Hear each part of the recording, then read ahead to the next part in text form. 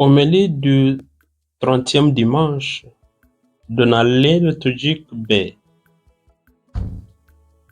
Bien-aimés dans le Seigneur, au début des cours de l'introduction à l'Ancien Testament au séminaire, le professeur nous a posé une question piège. Selon vous, est-ce que l'Ancien Testament est nécessaire vis-à-vis du christianisme? C'est-à-dire, est-ce que le christianisme peut tenir si l'Ancien Testament est retiré du canon biblique? Le piège est de répondre oui ou non, parce que l'Ancien Testament et le Nouveau Testament vont ensemble, étant donné que l'Ancien Testament trouve son accomplissement dans le Nouveau Testament, en la personne de Jésus-Christ, et le Nouveau Testament trouve son soubassement dans l'Ancien Testament. Il ne faut pas les séparer. Cependant, n'oublions pas que l'Église avait existé sans la Bible, mais avec la tradition orale. C'est dans la lumière de l'Ancien Testament qui trouve son accomplissement dans le Nouveau Testament que nous allons comprendre le lien entre la première lecture et l'évangile d'aujourd'hui. Ce que Dieu avait promis au peuple d'Israël à travers le prophète Jérémie trouve son accomplissement dans la rencontre de Jésus et Bartimée. Bartimée signifie fils de Timée. Et selon certaines sources, Timée peut signifier honorable, jumeau et pur. Notre méditation aujourd'hui sera une lecture parallèle par étapes entre la guérison physique de Bartimée et notre guérison spirituelle. Bartimée, qui était né aveugle, représente l'humanité qui mène sa vie quotidienne, mais vivant dans l'aveuglement parce qu'il lui manque non pas la lumière du soleil, mais la lumière que seul Jésus pourrait donner. L'aveuglement de Bartimée est la cause du fait qu'il ne pouvait pas travailler et il mène la vie d'un mendiant. Même s'il gagnait son pain quotidien à travers la mendicité, il savait qu'il ne menait pas la plénitude de sa vie. Au fond de lui-même, il désirait la vue. Quand l'occasion s'est présentée, il a crié pour l'aide à celui qui seul pouvait l'aider. C'est un signe de quelqu'un qui savait qu'il lui manquait quelque chose d'essentiel dans sa vie. Son insistance nous enseigne la détermination et la résilience, même en face du vent et des voix contraires. C'est aussi une profession de foi parce qu'il n'avait pas de doute que Jésus était son unique et dernier espoir.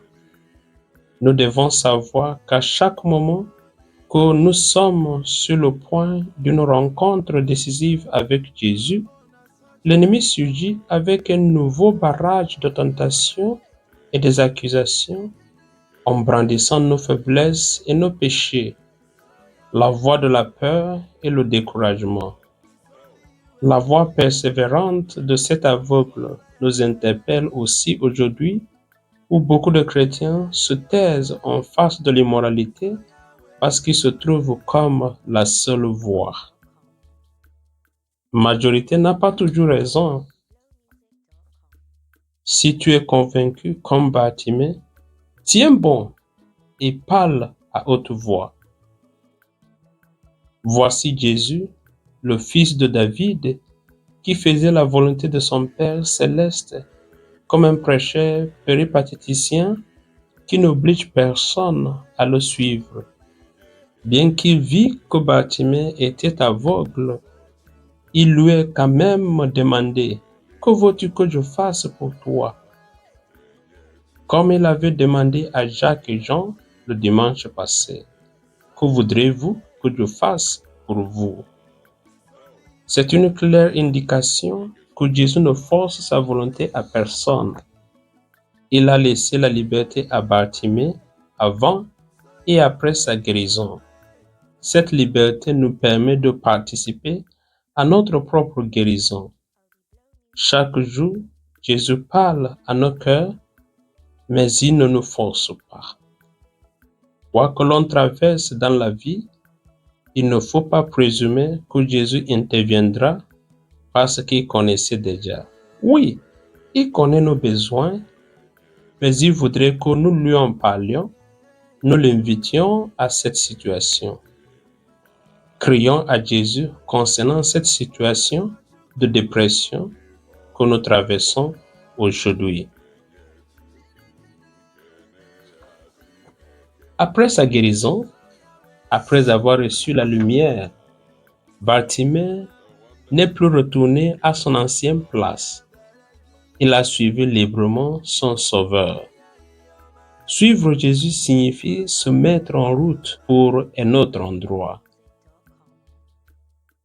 Quand nous sommes nés de nouveau en Jésus-Christ, on doit avoir un changement. Nous devons abandonner l'ancienne vie pour embrasser l'homme nouveau. Beaucoup de chrétiens persévèrent dans la prière, mais une fois que leur demande est exaucée, ils retombent dans leur ancienne vie de l'indiscipline spirituelle et de l'immoralité. Bien-aimés dans le Seigneur, nous sommes invités à imiter Bartimée, c'est-à-dire comprendre que la satisfaction matérielle n'est pas mauvaise, mais elle n'est pas le plus essentiel. Nous avons besoin de la lumière interne que seul Jésus pourrait donner. Saint Augustin appelle Jésus l'hôte intérieur.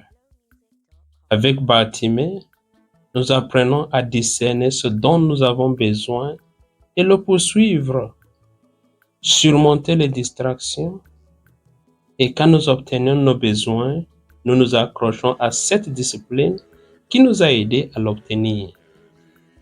Quant à ceux qui découragent Bartimée, ceux qui ont découragé Bartimée, ne soyons ni par nos paroles, ni par nos actes une source de découragement pour ceux qui cherchent vraiment Jésus, mais soyons un encouragement pour eux.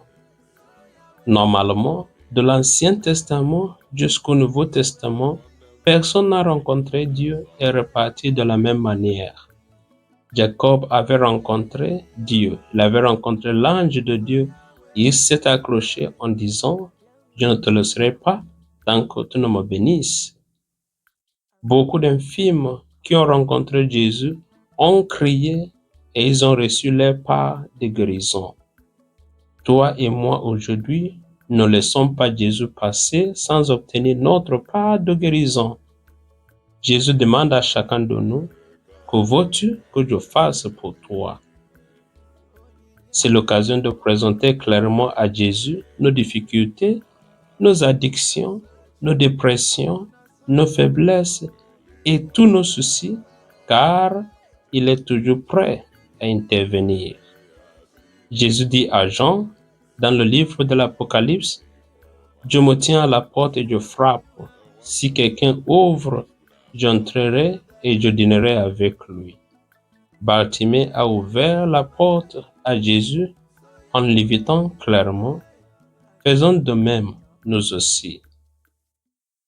Seigneur Jésus, viens dans mon cœur, interviens dans ma situation de vie et guéris-moi. Amen.